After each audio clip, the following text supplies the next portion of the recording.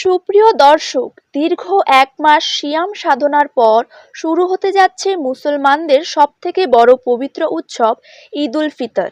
এবার ২০২৪ সালে কবে রোজার ঈদ উদযাপিত হবে সেই সিদ্ধান্ত কিন্তু ইতিমধ্যেই জানিয়ে দিল জাতীয় চাঁদ দেখা কমিটি। তার পাশাপাশি আবহাওয়া অফিসের তরফ থেকে চাঁদের স্থানাঙ্ক প্রকাশ করা হলো।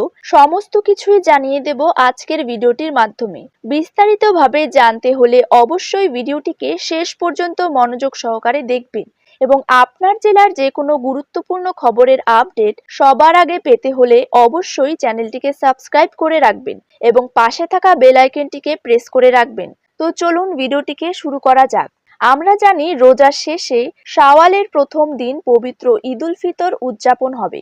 তবে কবে রোজা শেষ হবে তা নিশ্চিত হবে চাঁদ দেখার উপর। চাঁদ দেখার সাপেক্ষে কবে ঈদ উল ফিতর উদযাপিত হবে সেই সিদ্ধান্ত নেবে জাতীয় চাঁদ দেখা কমিটি। এবার রমজান মাস ২৯ দিনে শেষ হলে ঈদ উল ফিতর উদযাপিত হবে ১০ এপ্রিল। আর রমজান মাস যদি ৩০ দিনে পূর্ণ হয় তাহলে ঈদ হবে ১১ই এপ্রিল। তবে রমজান মাসের জন্য আগে থেকেই কিন্তু ৩০ দিনের ছুটি নির্ধারণ করে রেখেছে সরকার।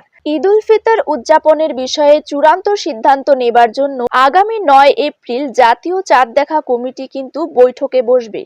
৯ এপ্রিল বাংলাদেশ মান সময় রাত্রি ১২টা ২১ অমাবস্যা শেষ হয়ে ১৪৪৫ হিজরি সনের শাওয়াল মাসের নতুন চাঁদের জন্ম হবে।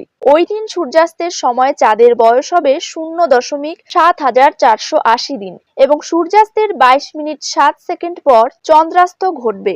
ওই দিন রাত ৯টা ১ প্রতিপদ শেষ হয়ে দ্বিতীয়া শুরু হবে। এই বছর খালি চোখে চাঁদ দেখার সম্ভাবনা খুবই কম হতে পারে বলে জানিয়েছে আবহাওয়া অফিস। চাঁদ দেখা কমিটির মতে ১০ই এপ্রিল চাঁদ দেখা যেতে পারে আকাশে এবং ১১ তারিখ হতে পারে ঈদ উল ফিতর।